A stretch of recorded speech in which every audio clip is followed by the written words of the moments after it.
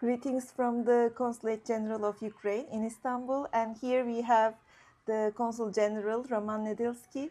Thank you so much for hosting us here. Thank you very much. Thank you very much for your visit. It's a great honor for me to have Euronews here in the consulate.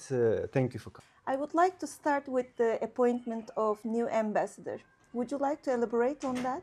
Definitely, because that it is a great importance for our bilateral relations. First of all, I would like to stress that Türkiye is a strategic partner for Ukraine. And it's very symbolic that the President Zelensky has recently announced that he is going to appoint a new ambassador of Ukraine to the Republic of Turkey. It's going to be Neriman Celal. He is a Ukrainian citizen, but he is of Crimean Tatar nationality. And by the way, what is also very important that Mr. Neriman Celal, he was in Russian captivity for 5 years. He was imprisoned for political reasons in 2019, and he stayed in Russian captivity for 5 years. And due to Turkish President Mr. Erdogan leadership, and Turkish government, he was released from Russian captivity just several months ago. And it's very symbolic for us to have this man as ambassador of Ukraine to the Republic of Turkey. Continue talking about our strategic partnership. We consider it as a very active our partnership, because Turkey plays a great role in upcoming Russian-Ukrainian war. We appreciate President Erdogan, and we appreciate Turkish government and all people of the Republic of Turkey, because they provide us with great support. We remember negotiations, because Turkey offered the platform. When the war started, the Russian aggression started in 2022, President Erdogan offered Istanbul as a negotiation platform, and we had negotiations here in Istanbul. Also, Turkey and President Erdogan initiated grain initiative. We remember that Ukraine had a possibility to export its grain to the world markets, and in that way to support millions and millions of people in all countries of the world, especially in Africa and some Asian countries, not to have famine due to Ukrainian exports of grain. And that was an initiative of President Erdogan. Also, President Erdogan, I have already mentioned that he helped, he supported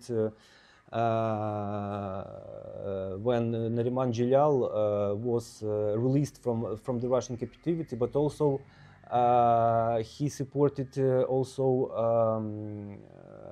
five servicemen from battalion Azov. We remember that 2 years ago they were released also from the Russian captivity, and they stayed on the Turkish territory for approximately 1 year. Also, a very important initiative of the Turkish government we see regarding demining of the waters of Black Sea. This year was signed a trilateral agreement between Turkey, Romania, and Bulgaria, and they will be doing all necessary works regarding demining of the waters of the Black Sea, because this is first of all for the safety and for economic cooperation. We all know that Russians mined the waters of the Black Sea in 2022. But at the same, they were blaming a Ukrainian side that Ukraine mined waters of the Black Sea. But we were explaining our position that were not Ukrainian mines, that were mines from Russia, because they used sea mines from the military bases from Crimea. We all know that Crimea is under temporary occupation of Russia since 2014, and those mines had some marks on them, that these mines belongs to the military bases from Crimea.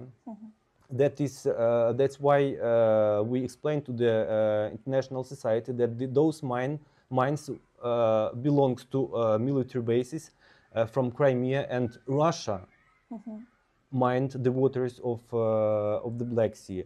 That is very important for economic cooperation, because you may remember that we also read news when some mines were in Bosphorus, also at the coast of Romania, and this is a real threat for civilian vessels, for commercial vessels.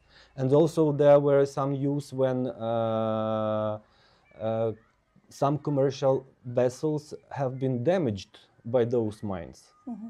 That's why we consider it as a very important initiative of the Republic of Turkey. And I would like to ask about the updates in Syria as well. How would you elaborate on that? We are happy that people of Syria, after 13 years of the war in Syria, so they have a great chance for.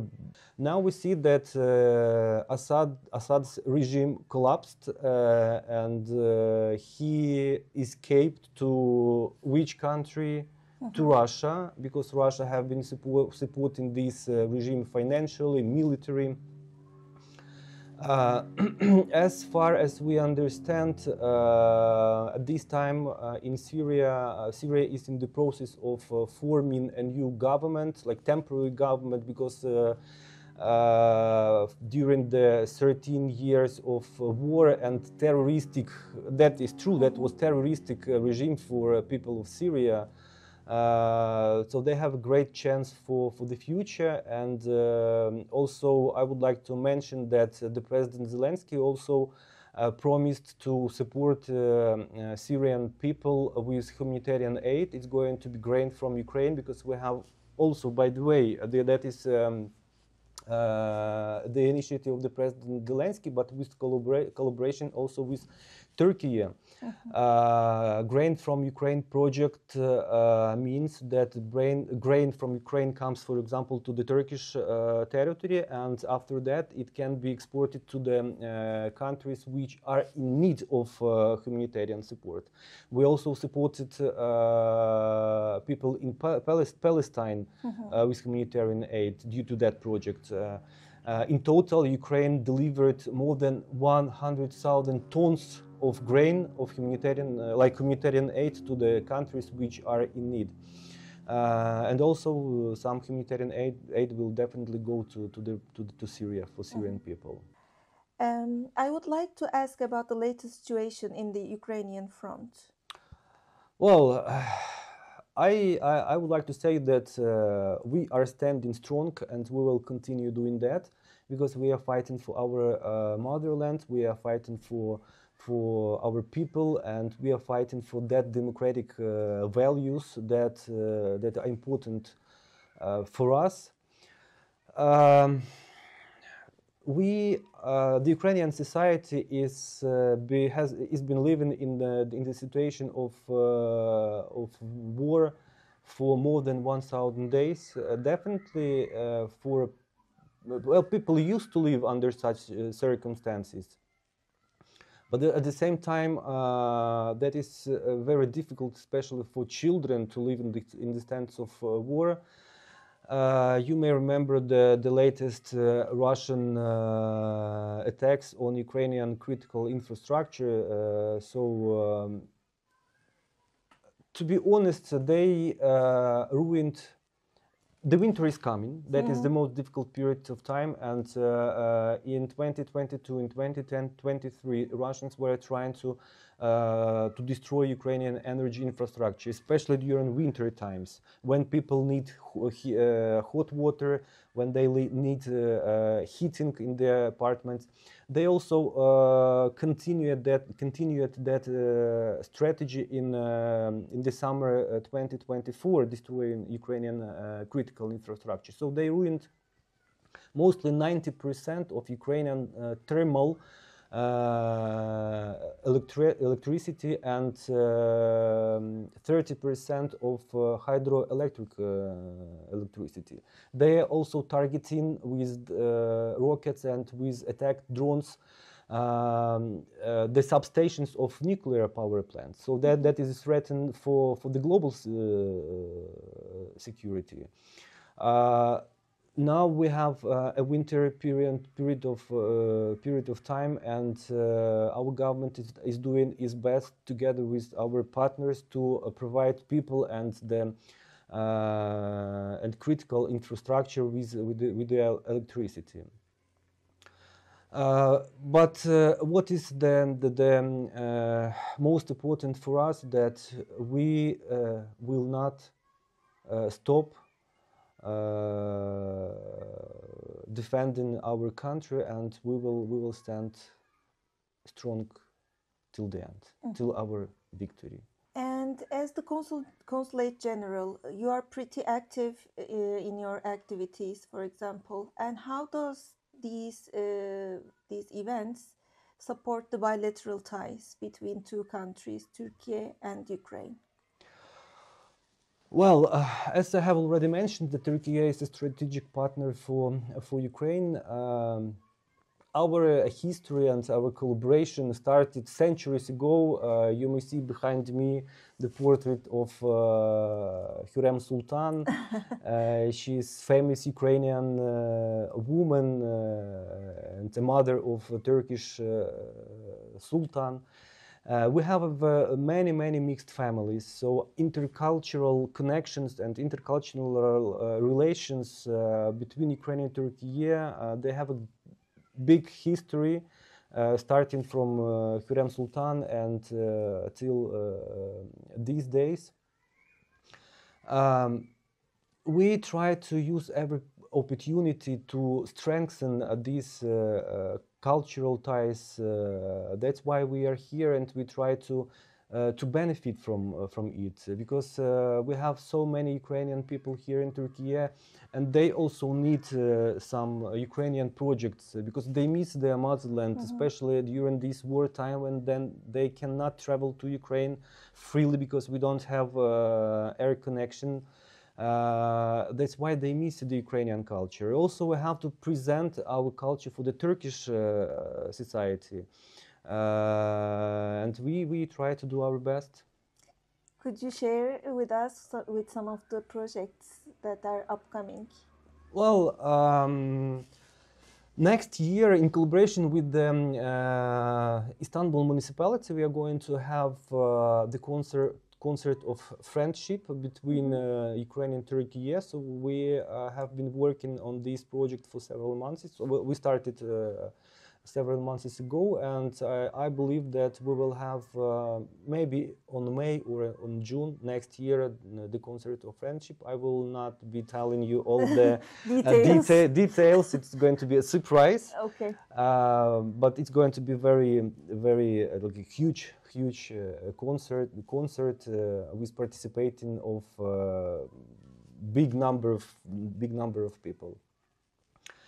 Also, we initiated the Consulate General.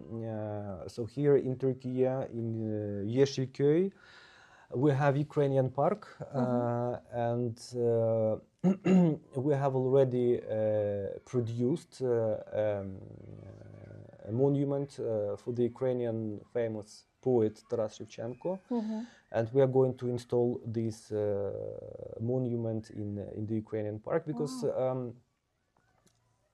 every year at the Ukrainian National Day, during the Independence Day, we have concert programs for the Ukrainian society, fairs, for the Ukrainian people. And this place became a place of gathering all Ukrainians in Istanbul. And that's why we decided to install also a Ukrainian famous poet in that park. So we are working with the paperwork because it's also a bureaucratic procedure.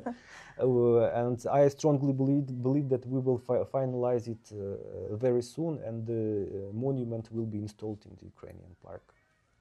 Also, we have Ukrainian weekend schools in Turkey because there are many Ukrainian children who flee and who escaped from the war.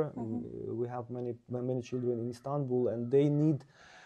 Some of them are studying in regular Turkish schools, but at the same time they need. We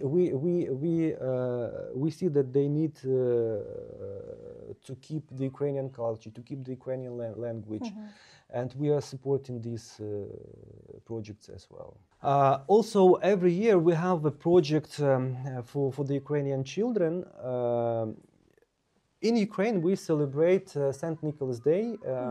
It is on December 6th. And this is the biggest holiday for Ukrainian children. Because I remember also myself when I was a child,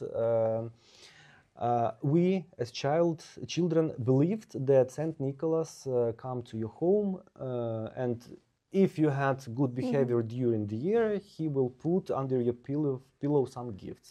You wake up in the morning and you take away your pillow and you find some gift from Saint Nicholas. We keep going this tradition here in Turkey. Well, Saint Nicholas is not going to every homes, but we bring from Ukrainian professional theater. We are doing that for the third year in a row. This year we also had the Ukrainian theater from Lviv, from Western Ukraine. It was a professional theater which consists of 19 persons. And we appreciate very much Turkish local authorities, especially the municipality of Maltepe and Istanbul municipality for providing us with concert halls. This year we prepared 1,200 gifts for the Ukrainian children. We had the Ukrainian theater performance in Istanbul, in Bursa and in Izmir. So they had 3 performances. Also after that they traveled to Ankara for children in Ankara. But besides that, they also the theater also prepared the most famous Ukrainian performance, Natalka Poltavka. It's opera. And we had this performance in Istanbul and in Izmir. In Izmir, we had this performance under collaboration with the Izmir municipality, because when I had a visit to Izmir, I had a meeting with the mayor and with the mayor of Izmir, and his wife was present. During the meeting, I also traveled with my wife, and we agreed to have this event in Izmir under patronage of our wives. So in Izmir we had 2 performances, one for children for St. Nicholas Day, and the second one for adults. It's opera Natalka Poltavka under patronage of our wives. As Ukrainians and Turkish people, we share lots of common points. And would you like to elaborate on that? Yes, I started my appointment together with my family, with my wife 3 years ago. And what is the most important, that since we started our appointment, we felt no cultural difference here in Turkey. Well, we are Christians, mostly in Ukraine we are Christians, Turkish people are Muslim, but we don't feel any cultural differences. That's why it is very comfortable for us to work here. Because I work in the United States. My wife worked as a diplomat in Canada. And in that countries, so we felt some cultural difference, even despite all other things. I think that is because we share the same cultural values. In Ukraine and in Turkey, we have the same values, such as respect for elder people, family traditions. In Turkey, it's very important to keep family traditions. It's the same is in Ukraine. Also, we had different holidays, I mean, religious holidays. But during that holidays, we share the same values and the same traditions. In Turkey, it is very famous to have iftar during the months of Ramadan, when families are gathered together. So they are, and friends also. The same we have in Ukraine, for example, during Christmas time. On the Christmas Eve, we have so-called Holy Supper, when all families gather together and having supper. So thank you so much for hosting us here. It has been a pleasure to talk with you and being here. Thank you so much. Thank you very much for your visit. We are always happy to have you here in the consulate. Not only in the consulate, maybe there will be a time, and I invite you also to travel to Ukraine and to see these traditions also in Ukraine. From the first hand. From the first, yes.